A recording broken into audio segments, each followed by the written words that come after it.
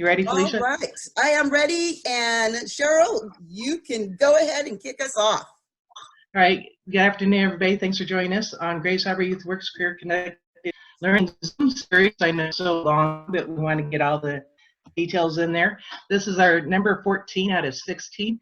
We want to thank our speakers today, Douglas and Eric, for joining us and saying yes to describe your careers and the education for your career fields.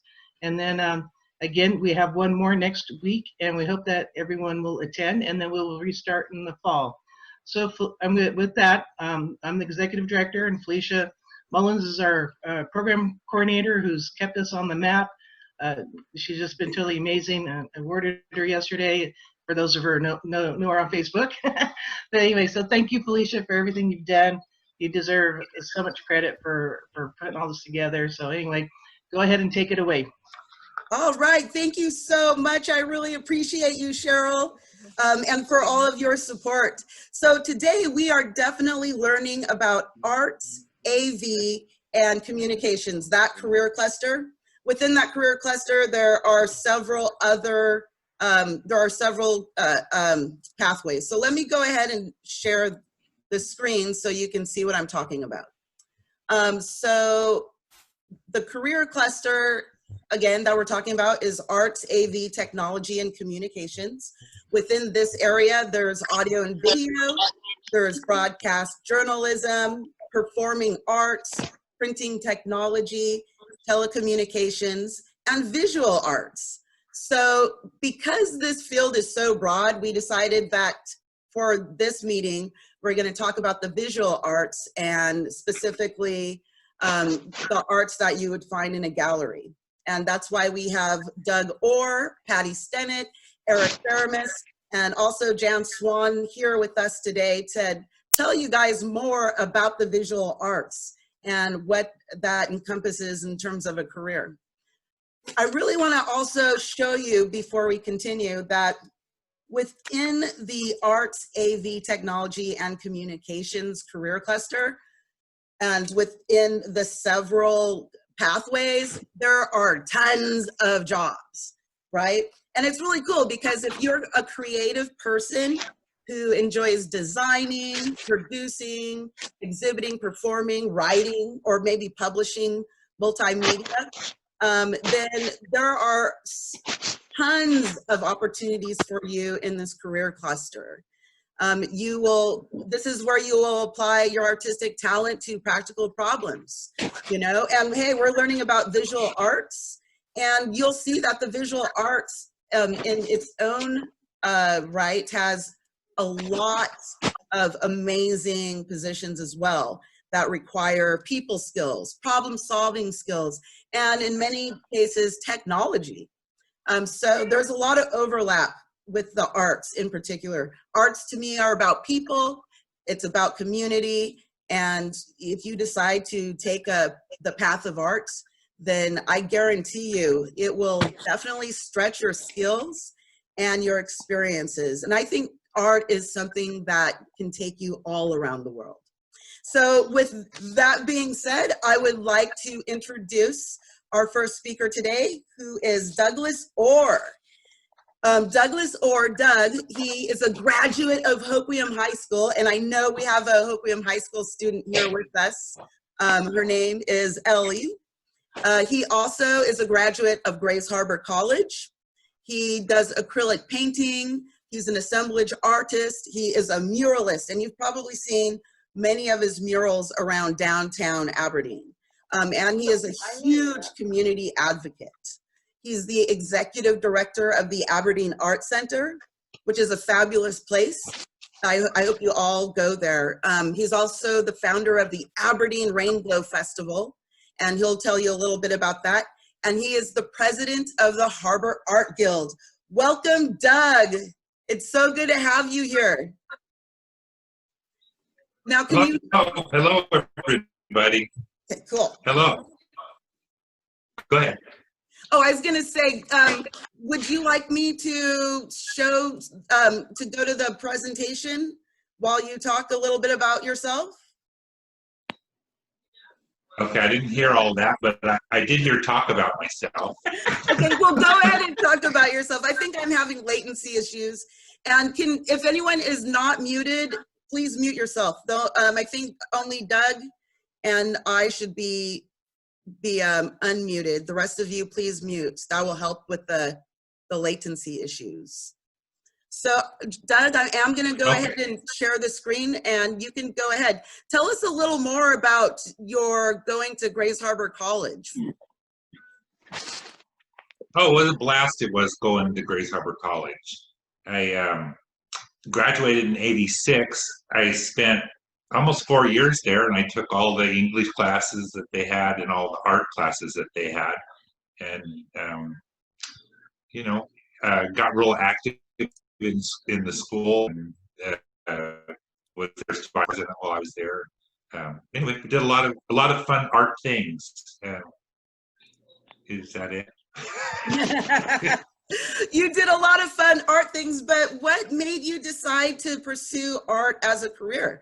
I mean, there's this whole stigma about artists that you can never make money at art. You know, art is just a hobby. I think there's like that whole like what is it, like stereotype of the artist. Yeah. But you're making a career out of it. How are you doing that?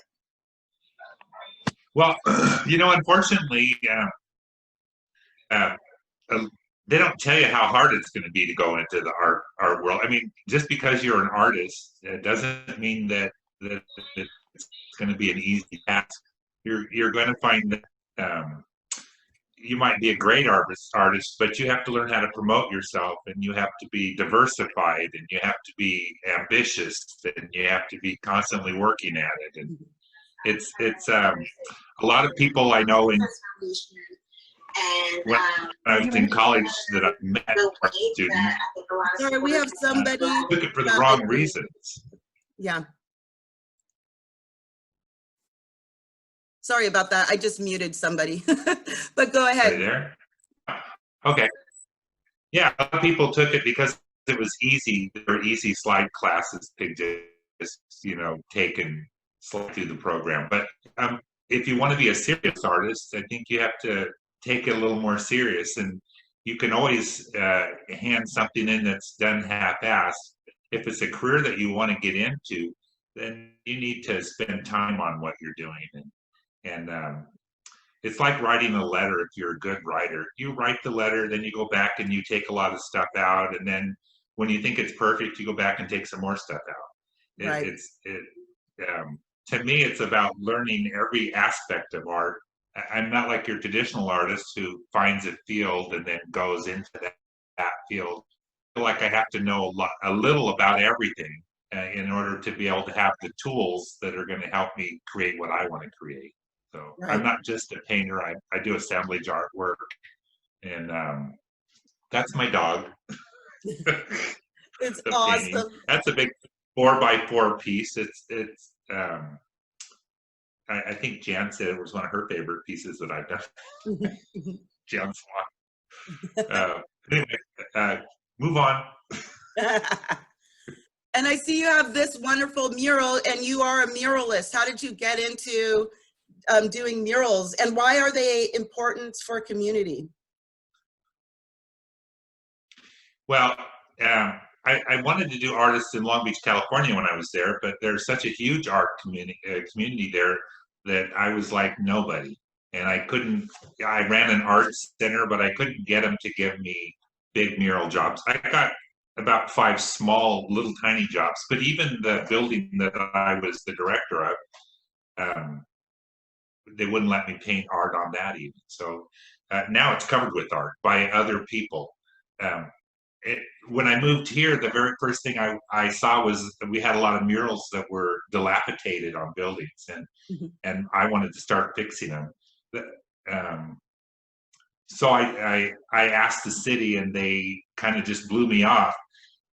Later, I found out it was much easier just to try and put a new mural up. So I never did big art like that. But it's really not that hard to do, I don't think. You just, like anything else, you do a little bit of research and then you jump into it. And this is the sketch that I did for the Hands in History mural in Aberdeen. And that's what so the process was coming up with photographs that were historic. The task was the mural had to be historic, and I don't really like that kind of art. So so I added the hands in, so there would be some kind of an element that would attract younger people or add some interest. So I made these like postcards of all historic. I also tried to do add some community commentary in there. And so I was trying to do different races' hands, even though all the hands were mine.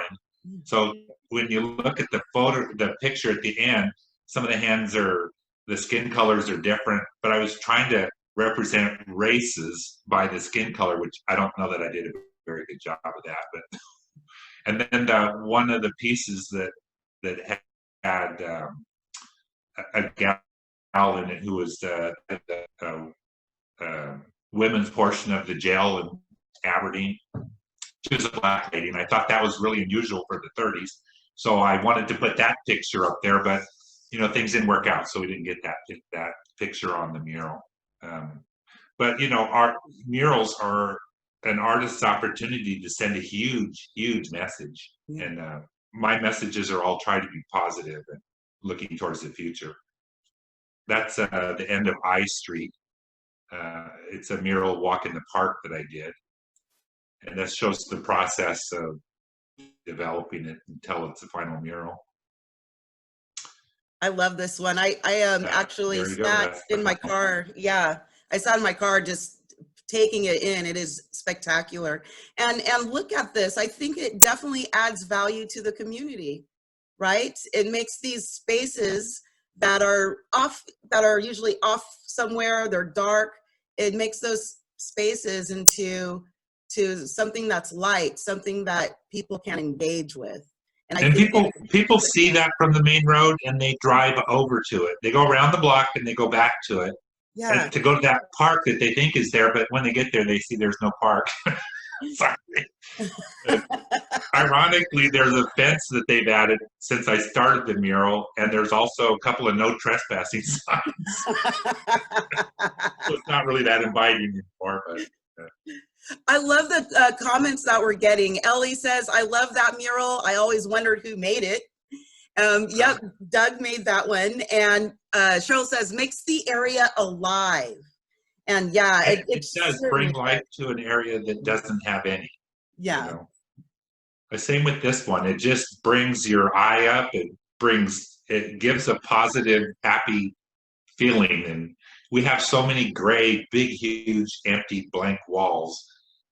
Adding that color and possibility, and I think just added so much to that portion of the downtown.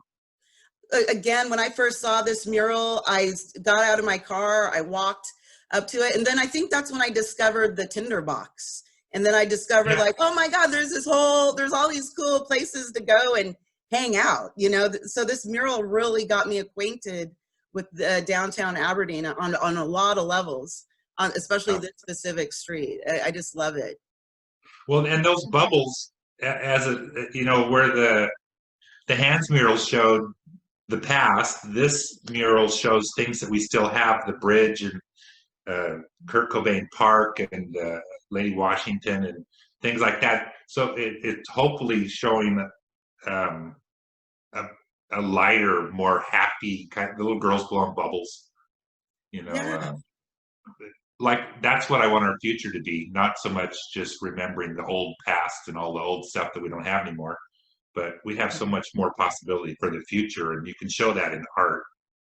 So I love that. And art is hope. I really do believe that. JP from North Beach High School, he says, these look wonderful. And then Patty, she says, it is so nice. It's a fun block. And it is a fun block. And I think that mural totally ties into a lot of the spaces on that block. Because I think you have a brewery there, you know, a really cool bar hangout. Of course, the Tinderbox Cafe. I believe like across the street, there's a restaurant or a couple of restaurants. It really is.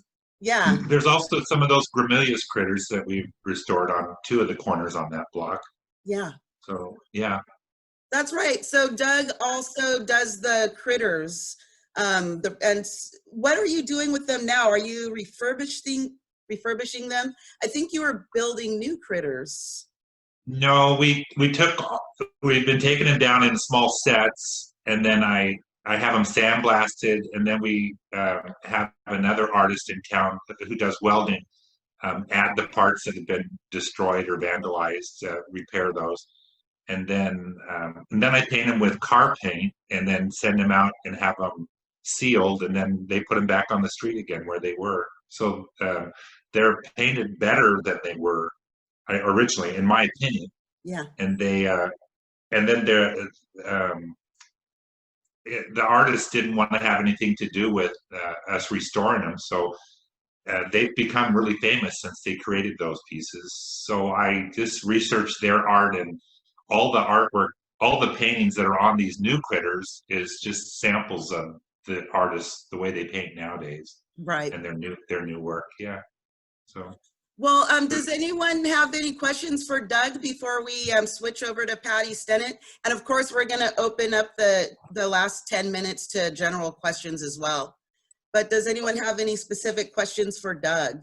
Well, not real specific, but I've never seen this one before. Where is it located is it in Aberdeen? Yeah, corner of Heron and Ice, or Heron, J Street, Heron and J. Oh, I know, that's standing in the parking lot of Walden. Yeah, it's right kitty corner from the Becker building, the tallest building in Aberdeen. God. I live in Monty, so I'll admit I don't get to Aberdeen very often, but we are now going to do a road trip and come around and look at all your art. Oh, good. Thank you. Yeah. Tell her. Oh, well, our Aberdeen, which is a group I'm also on their board, they have created these packets, and one of them is a map of the murals in Grays Harbor. There's also artists on the map that shows you where all the gremillious critters are.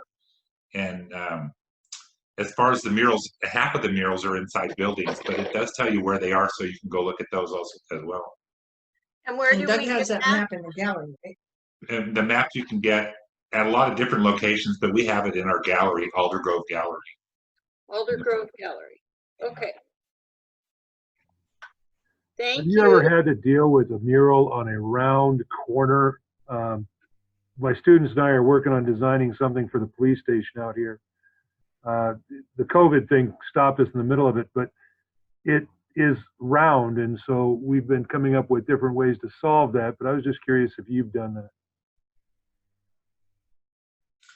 No, I've done boxes where I've done all sides of them, but not anything round yet. I'd love to repaint that one. There's a mural over in Cosmopolis of the treaty being signed with the Native Americans. Originally, I'd love to redo that. That's a round building. I can't write on A continuous story. Yeah. We have a question from Ellie, who is our Hoquiam High School student. Did painting in school lead to your passion for painting? When I went to Hoquiam High School, we had Mr. Kano, who was a fabulous artist, and I was his teacher's aide. So I don't know if that led me to painting so much as it led me to enjoy bossing other people around.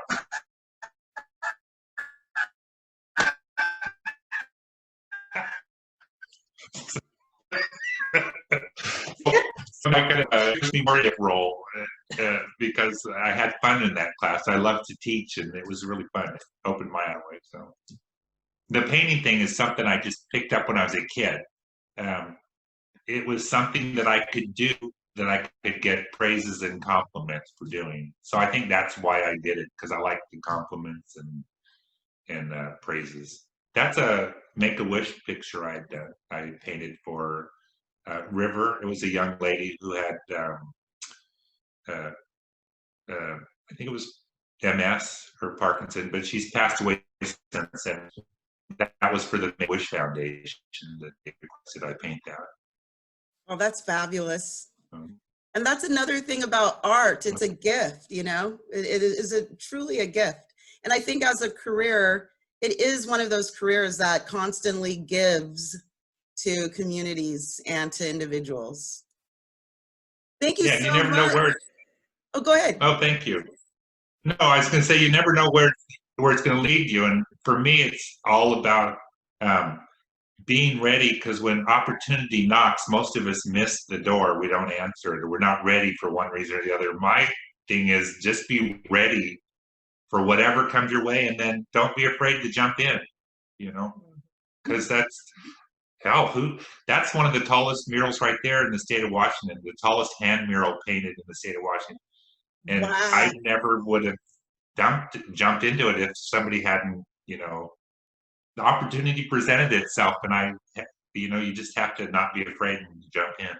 Yeah, yeah. Yeah. Cheryl says that you should have been in our leadership class last week. I agree. You should have been.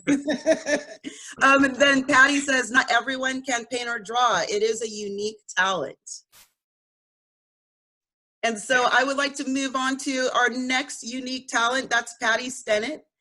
And Patti is an incredible artist. She is also, I believe you're from Montesano. Is that correct, Patti?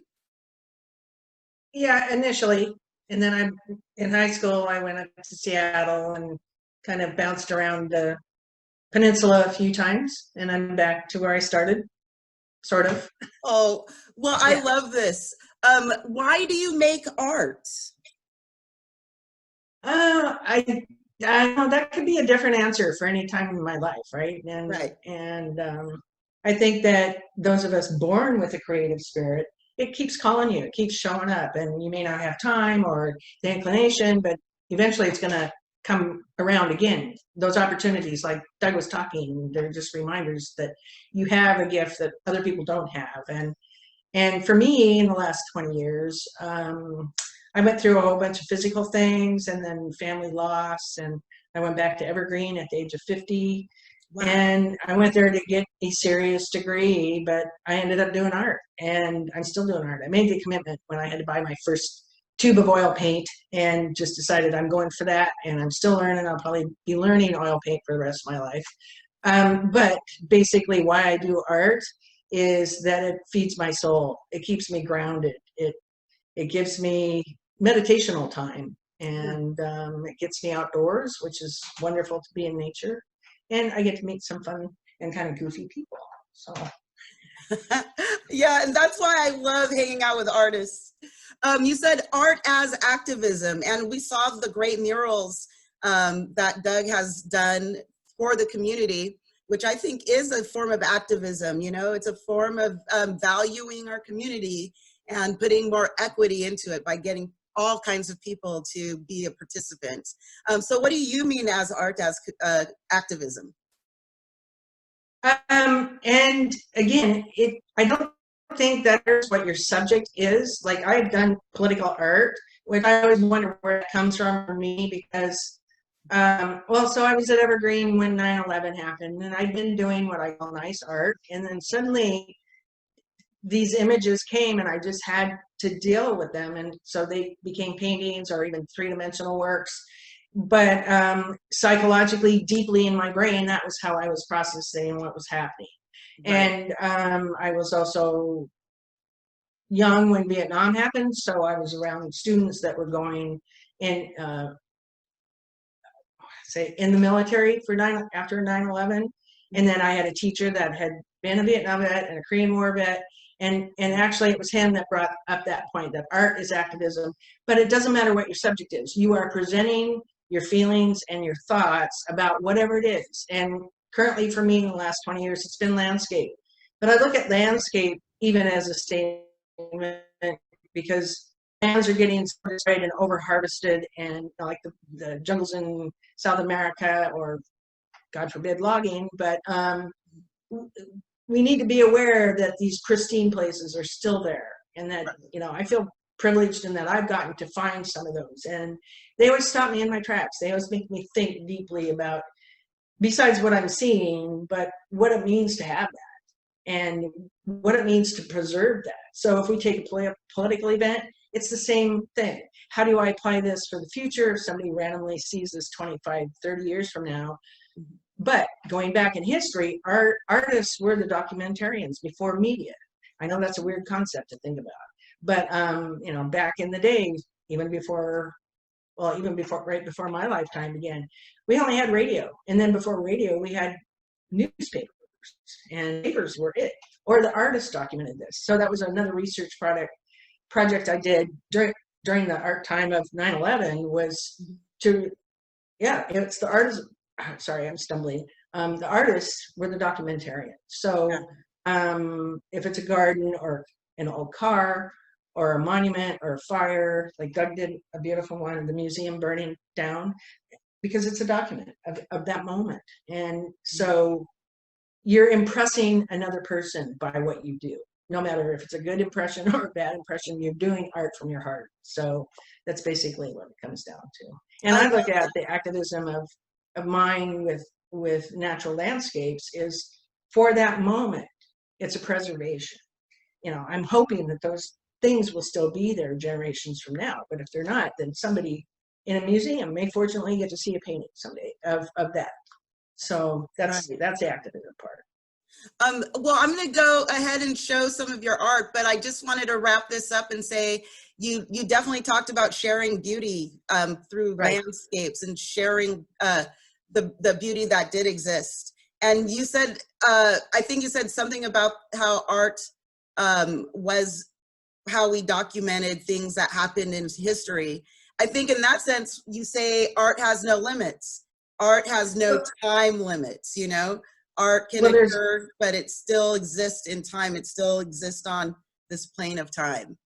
Right, but one more thing about the art has no limits. It doesn't matter what you make either. You know, it's like, don't lock into one thing. Like, I'm currently a landscape painter, but I have other ideas. I try to make other things because one thing leads to another in a creative process. So you may veer off and make a sculpture that relates to a painting or a moment. Just go with what comes, and your hands and your heart will lead you into it. So don't limit yourself. This is awesome. Cheryl did ask, did you notice how your art changed while you went through those certain times of your life? Well, of course. I mean, recently I've been looking at art I did as a kid. I mean, even a little kid, and then in high school I did a lot of watercolor, not very realistically, but I was just moved by things that I saw or noticed, or I don't even remember now because that was a long time ago. And then Evergreen, I ventured around. I did a printmaking, I did ceramics. I'd never done printmaking before. I wish I could still continue that. Drawing, ceramics, I can't even, we had to even learn some welding in case you wanted to learn how to sculpt metal. But when I got to the painting class, that's when I decided, okay, I'm going to really focus on this because it will be something that I can do as I get older, and it's not going to hurt my body, and I'm not going to have a lot of tools to do it. Although I can say I've spent a significant amount, but it's all good. And this car thing just kind of veered. One day I was just sitting at that light and decided, oh, well, this is something new, and it was a challenge, but it worked out. No, I can't believe this is a painting. Is this oil? Did you use oil? It's in our gallery. Yes, ma'am. I paint by oils. Yep. So this, you just saw, you were just sitting at a stoplight, and it was a rainy day. There was a car in front of you, and you're like, oh, this is cool. And then you use oils to paint this. I mean, it looks like a photograph. It looks so detailed, and it's just amazing that it's a painting. Thanks. So it was how the raindrops were reflecting the light of that car that was 20 feet in front of me. And then how everything else is gray, right? When we get rain, it's gray. So that was a little colorful moment in the green. It's absolutely spectacular. Thanks. What about this one? Tell us about this piece. So we were earlier having a conversation about art education and how, like I can't speak to what art schools offer now as far as singular methods. Like it used to be art schools promoted conceptual art more than they did landscape or impressionistic kind of painting. So here's a suggestion to start buying art magazines and looking at all the ads in the back. And they have school ads, they have workshop ads. This was a man I found in Southwest Art who did not paint like I did. And I wanted to challenge my painting techniques. And he paints large. He paints large like Doug, or even larger than that. Mhm. And so I traveled with him and a bunch of other people to San Miguel de Allende in central Mexico. And this was a view of the rooftop gardens from where we were staying. And there were many things in this painting I had never attempted before. And I didn't focus on that. I just went for it. And it all worked. And I was pretty happy about that. Wow, I learned a lot. it is beautiful. You can almost sense the breeze, you know. Yeah. And there's a lot of attention to detail with the plants on the roof and the leaves. Lots of great detail there. Thanks. Even the clothespins were a challenge. Yeah, absolutely. I can imagine. This is incredible. And tell us about this one. Well, this is Merrimer Falls up in South Shore of Lake Quinault, and it was a hot summer day when I drove through there. And actually, I was on another painting workshop with the Clean Air Painters of Washington, and that was another one of those places that's been like that forever, right? And hopefully it will stay that way. And I always hear the birds singing, and there's deep forest birds that you don't hear like in the middle of Aberdeen and then so when I'm standing looking at a place like that, that's what I hear, or I visualize what I'm hearing, or some little fish down in that back in the rocks that I can't see. But it was a wonderful coolness in a hot summer day, and how little flecks of light still appear in the darkest places. So. Oh, I love that. I just love that. And I like how the water, it's almost like a peekaboo moment. It's perfect. It's what you see in nature. Yeah. And that, you're right. If you can be past that spot in a half a second, you won't even know it's there. Exactly. So it is a peekaboo spot. And that's what makes, I think, this piece like a reflective of a special moment in time of awareness, And this is probably another one of my favorites of yours, because I think most of us have been to the beach and we see our reflections in the sand, during low tide, and you just capture it so incredibly. It's just perfect. Thanks. Did you paint this at the beach, or was this something that you remembered and you went from your? No, it's actually, I'm sorry. Go ahead. It's a photo that I took back in the early 90s of two young friends of mine who were just beginning to fall in love with each other. And as far as I know, they're still married, 40 years later. And I'm sure their kids are even graduated from college by now. So, wow. Yeah, that was, the memory of that for me. But yeah, that's how it is when you go to the beach. Your reflection is there, and you don't even know what's behind you, right? Oh, I just love it. I love it. And it shows that art, it's interesting because art is a career. You can make money, make a living at doing art and being creative. And I think what's cool about it is you get to bring all of these moments from your life into your work. And I think that's a cool continuity of art careers, because you can go from your person and your spirit and your memory to work. And it's almost like this really cool line that I think it's like a great way to just be unified in that sense. So I just totally think this is awesome. Thank you. How about this piece? That was an Ocean Shores moment one evening, and I went out to watch the sunset. And yeah, it's that the last light of the day. Yeah. Even though there were lots of other people on the beach, I know that we can feel singular. We can feel that we're there by ourselves in this. And for my life, and there's moments where when I look at vast natural scenes, it puts me into perspective as one grain of sand on this huge earth, and how yet I can stand and be a part of that. And I really felt that in the Grand Canyon. We're just tiny, but we can spread those moments around for everybody else to see and to share. And sometimes I visualize somebody in the middle of downtown New York that has never left the city. Mhm. How are they going to see that? Yeah. Would that inspire them to seek out going to the beach? And, you know, they've never had their hands or feet in the sand before. Mhm. So sometimes when I paint, I think about stuff. Oh, absolutely. Does anyone have any questions for Patti Stennett? If you want to ask a question, you can go ahead and use the chat. I actually have a question for you and for Doug. Is the artistic life lonely at all? I always have the vision of being an artist as kind of an individual thing, a solo, solitary thing. I know there are some arts where they have like the crowd art or whatever, but what do you think about the artistic life? I think to paint, for me personally, and I know other painters feel this way. Uh-oh. Are we still with you? Yeah. Okay. For me to paint, I need that solitude and being able to focus, and because there's a flow that comes, and your mathematical linear mind goes away and you're just flowing, your creativity is allowed to flow.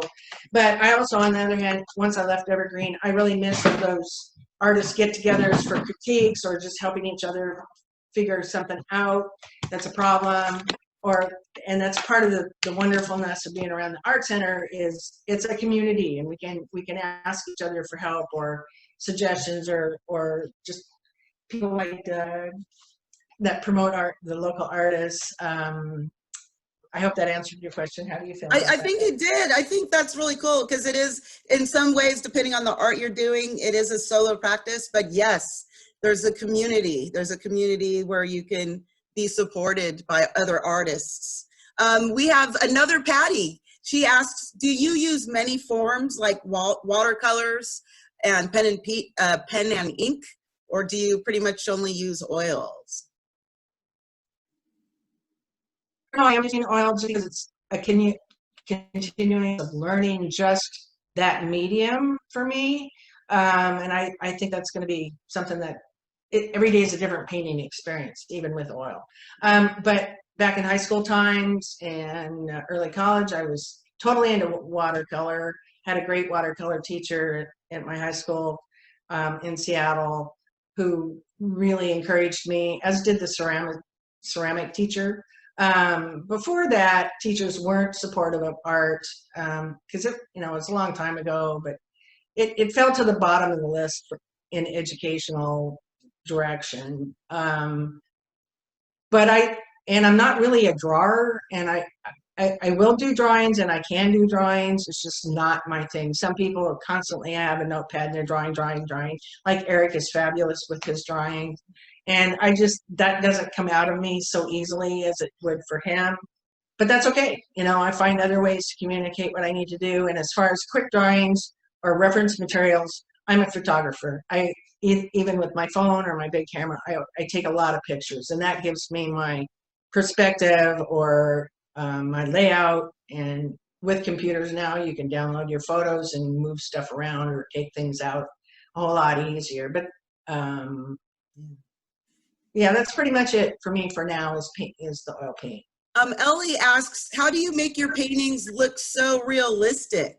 I wish I knew. Seriously. Time. Time, yeah.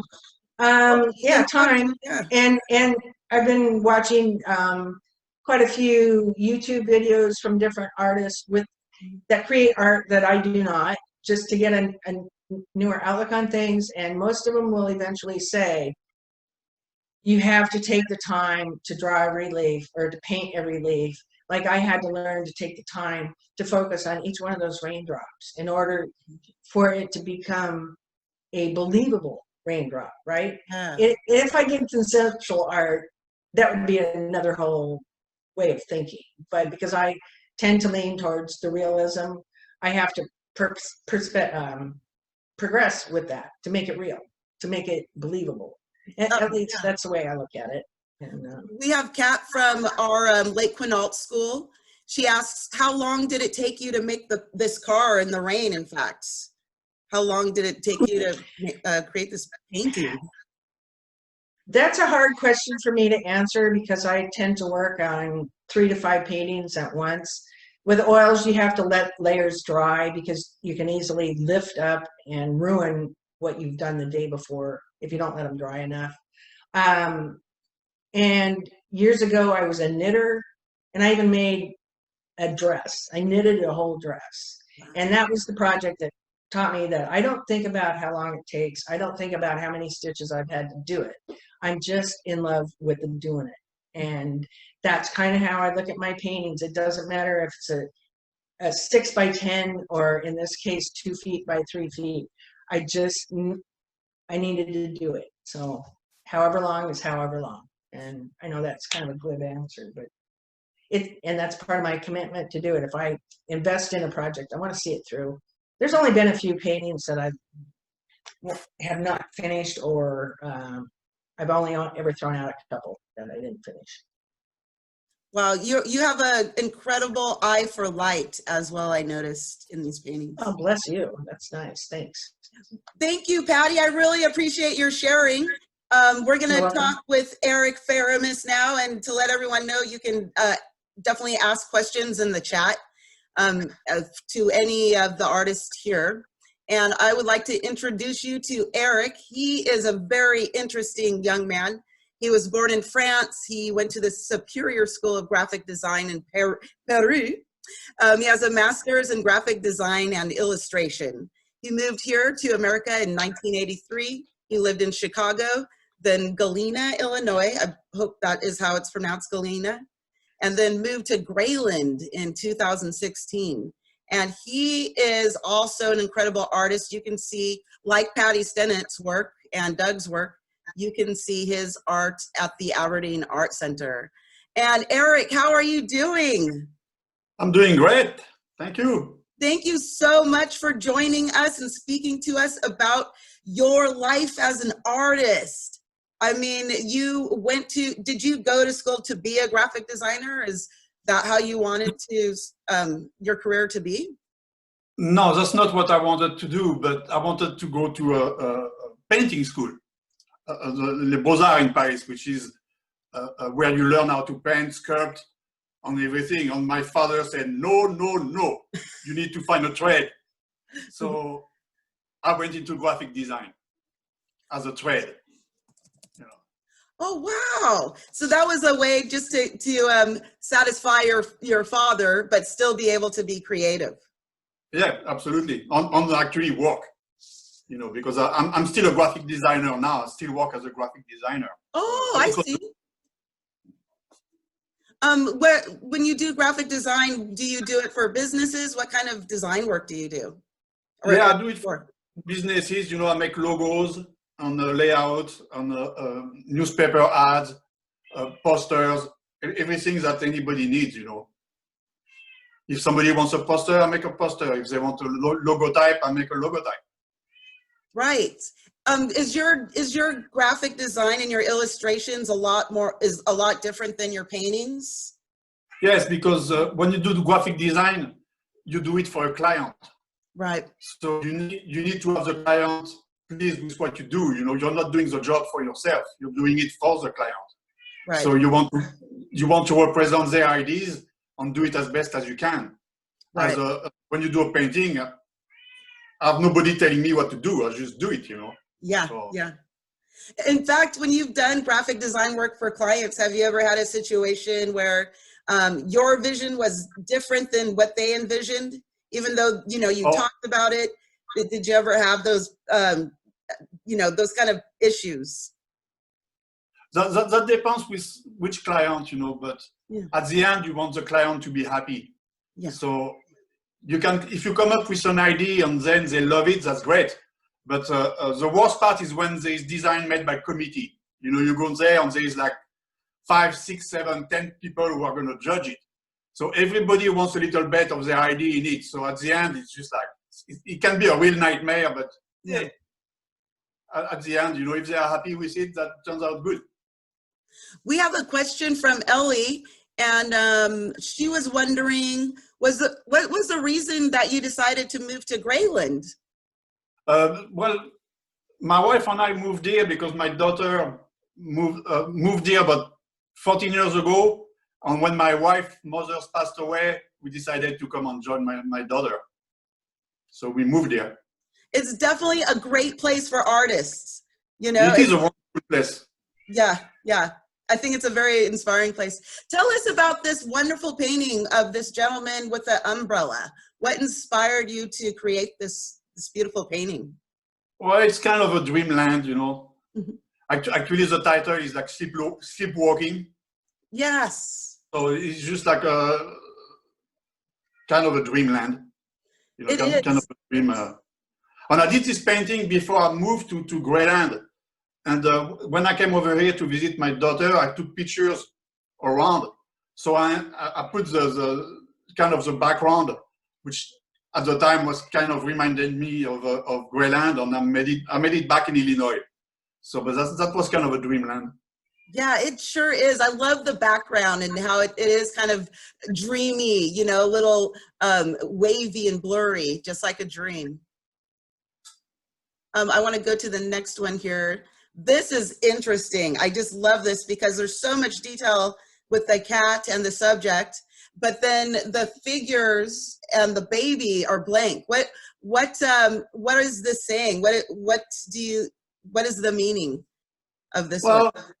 It's kind of personal, you know. I mean, just like I mean, I call it transference. You know, it's just like the cat's gonna jump in your arm, and then the ghost baby is gonna disappear.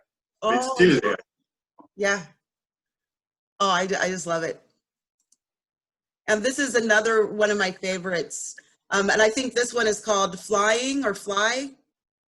I don't usually put, I'll already talk with Doug about that. I usually don't put any titles in it, but once you show them, you have to put title on the paintings. Otherwise people get lost, you know. Yeah, I have to agree. What inspired you to do this one? Well, like, actually, I was on the beach and I saw a bunch of birds flying like that, you know, in flocks. And so I said, well, you know, I'm going to try to do it. And it was not enough. So I put a guy flying with them.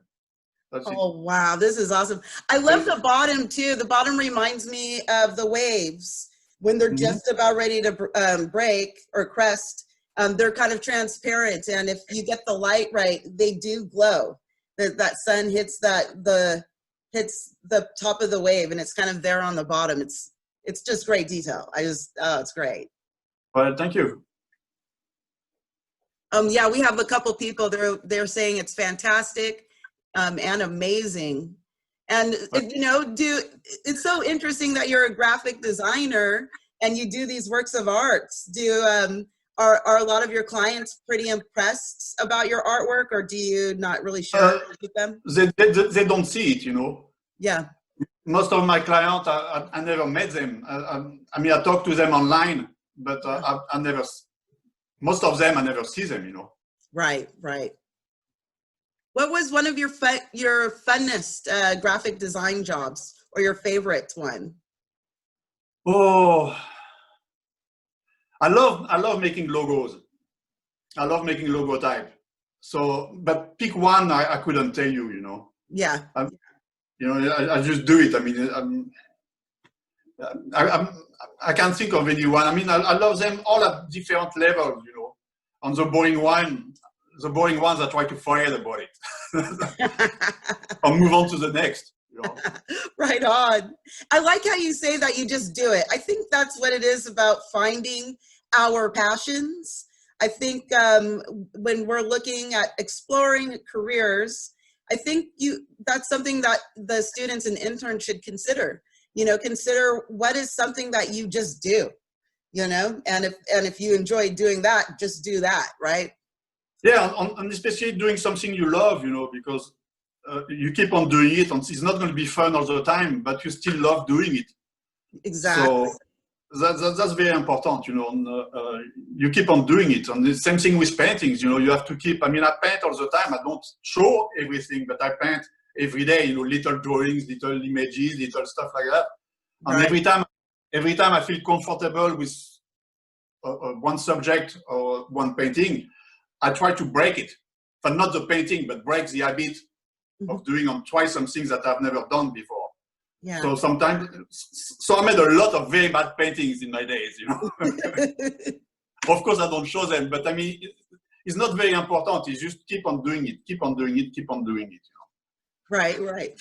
And I think some of those bad paintings, or like for me, I play music and I've written horrible songs, and I'm like, why did I write that? But Yeah, but they're part of the process. Exactly, exactly. It's a part of the process, and you know, it's still practice. It's still experience. What about this one? This one is incredible. So much detail in it. I love the colors. There's like a kind of a contrast with the cool colors and the warm colors and the culture. You know, it's like Europe meets Africa. You know, it's just a lot going on here. What inspired you to create this painting?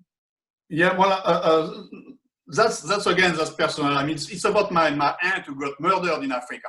Oh, You wow. believe it or not. So sorry. No. I mean, that was a long time ago. But Right. I wanted to do a painting about her, but I didn't want to do a portrait. You know, at first I was going to do a portrait. So since she loved Africa and she lives there, I started to make this African type of figure, you know, with all the tattoos and the marking on the body. But I wanted to mix that into where I live now. So that's why there is a beach. And I used, like for the earring, it's actually a sand dollar.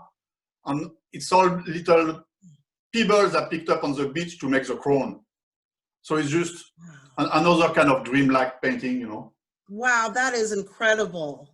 And so that's just incredible. I didn't see the beach aspect to it until now.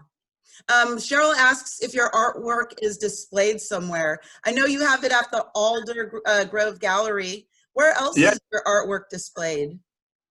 Mostly at Doug's place, you know, and I have to thank him for it because he does a wonderful job to bring all these artists together, and it's a wonderful place. And I invite everybody to go there because, I mean, Doug does a fabulous job of presenting everyone. Oh, so, I have to agree with that. It's an awesome space too. Yeah, it's wonderful. I'm very grateful that there's a place like that around here. You know?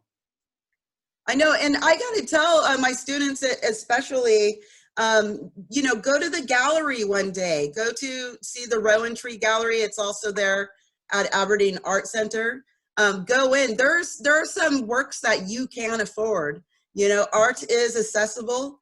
You know, definitely go there. You know, don't think it's for only wealthy people or cosmopolitan people. Art is for everybody. And so yeah, it doesn't cost anything to look, you know. Yeah. It doesn't cost anything to look. You just go there and you look and you learn something and I mean, it's beautiful. Absolutely. Yes, are they open now? That's right. Doug, can you tell our audience when the gallery is open, the hours?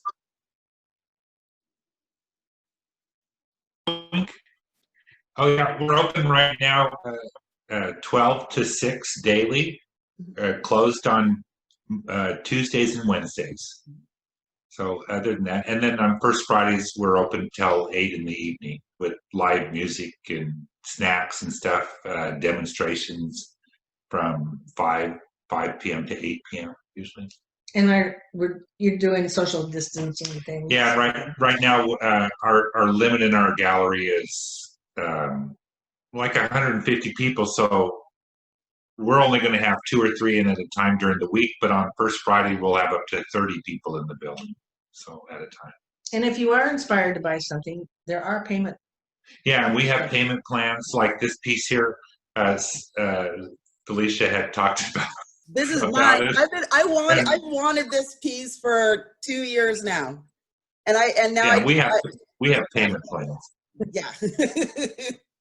I love this piece. I think you call it Cathedral, right, Eric? Yes, that's correct. What inspired you to do this piece? Well, do you remember when the Notre Dame Cathedral caught on fire last year? Oh, yes, that was horrible. Yes. And I've been there so many times as a kid, you know, and I've visited the cathedral. And when it burned, that's all the roof would burn, basically. And the roof used to be called the forest, because in the tradition, it says they cut down a full forest to make the structure of the roof. Oh, wow. And so this wood was like 1,200 years old, you know, 1,000 years old. And when it burns, the forest would burn. So for me, it was like almost, that's why I made the like a cathedral looking, and there is a fire in the back, and there is all these histories looking at us, you know. So Wow. it's another little dream piece. It is. It is. I really love how you definitely take us out of reality, you know, and into another space. Cheryl says that's very emotional. And I think that's one reason why I like the piece, because of the fire in the background. And it's almost like the trees are witnessing impending catastrophe, kind of like all of us are witnesses in our time. It's brilliant. And so, Thank you. let me see. I love this one too. This is a dream piece. I want to get to the sketches before we go. And everyone, if you can, Eric, is your Facebook open to people to see some of your sketches? Yeah, it's open to everybody. Okay. Yeah, because I know Eric, if you find him on Facebook, he showcases these incredible sketches.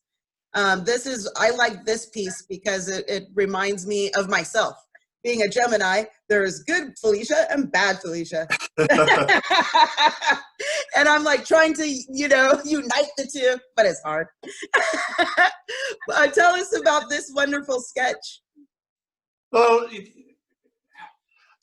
know, that's the kind of stuff I do pretty much every day, because Yeah. I love doing sketches because it doesn't take me too long. You know, like when I started painting, like the one you showed before, that went over weeks, you know, because like Patti was saying, especially with oil, you have to wait for it to dry and stuff like that. As a sketch, I can sit down in the morning and be done by noon, you know. Yeah. I mean, I usually wake up early in the morning, like around 5. So by noon, I already like 6 hours of work, and then I'm done. You know, so I like making the small sketches. And I never use them for making paintings. I just make them because I make them. You know. So I just love that. You just make them because you make them. Look at this. Look at the sun. With the sun, it's like you just took a fine. Do you use pen or do you use pencil or? I use like markers, very, very fine markers. Yeah. I used to make them in China ink years ago, but it takes too long. I'm not very patient, you know. Yeah. It needs to be done, and if I don't do it and it takes too long, I get bored with it. I think that's an awesome contrast between you and Patti. Patti is like, no matter how long it takes, you know, she wants it to be finished, and you're like, not me. I want to get it done. Yeah, she has more patience than I do. I just get bored very quickly. Mm-hmm. But you know, that's awesome, because that's how you know you're unique. Everyone's unique in certain ways, and everybody is unique. Exactly. And I think our personalities and our character definitely influences our art and how we go about creating and how we go about the process of it. We have a couple comments. Jordan Mayenberg says, all of this art is amazing. And I so agree, Jordan. Cheryl said the one with the division, the divide was intense. And it is really intense. It almost also reminds me of America today. There's going to be a divide. That was kind of the idea, you know. When I started, I was not quite sure what I was going to do with it, but in this context that we live now, then it made sense, and then I went into, okay, that's what it is. You know, we're divided, but you know, eventually one day we still can reach each other. You know, but there's this divide. Yeah, it's a great way to express that. And again, I love the fine rays and the fine lines that you do with the sun. That is awesome. That is just incredible. Wow. Thank you so much, Eric. Does anyone have any questions? We're kind of a little over time, but does anyone have any questions for Doug, Patty, or Eric? Okay, while you're thinking about it, I want to introduce to you really quick Jan Swan. And Jan, can you turn off your mic and tell us a little bit about you and where you are at and your gallery? Well, the gallery right now is just closed except by appointment. It's a very small space, and I don't think it's very safe to have many people in there right now because we can't social distance. If you stood 6 feet apart, you'd be kind of one in the gallery and one out. So, but by appointment, definitely. And I'm hoping sometime this summer to reopen, but we'll see. I'm also director of the Healing Gallery at Grays Harbor Community Hospital, which is also closed off to the public. Hopefully it'll reopen again someday too. And I also do oil paintings as well, and I'm just slogging away at those. Waiting for them to dry, right? Yeah, exactly. I do oils too. So I love realize oil that. paintings. We have to have you back on in the fall, definitely. Especially hopefully if things, I'm not gonna say go back to normal. They'll never be normal. But if things come to a place where we can tour your gallery, even if it's virtually, we'll definitely do that. But I am actually doing a video of the gallery, but I can't get it to translate from my phone to my computer, so it's problematic right now. But I am planning to do a video because I have a new show up, and I would like to highlight that. So. Well, everyone, you heard it. This is Jan Swan, and her gallery is at the Aberdeen Art Center. And so if you're going to come to the Aberdeen Art Center and visit the Aldergrove Gallery, make sure to give Jan Swan a call ahead of time to see if she's available so you can swing around the corner and see her gallery. Her gallery is incredible. She has amazing pieces from local artists and artists from all over. And it is a very special place. It really is. Aberdeen Art Center is awesome. I'm telling you, you students need to hang out there. We do have one student who has an art piece to show all of us before we head out for the day, or before we start our feedback session with the students, that is. And was that you, Carmen? Did you have a piece of art you wanted to share? It's actually my daughter, Alexandria. She's an art student of Miss Ray's in Montesano at the high school. Excellent. And she would like to share this. Allie, you need to share it because it's about time. So can everybody see it? Cool. Oh my gosh, this is awesome. She did that when she was 14 or 15, Allie. 14. What paint did you use? You have applause.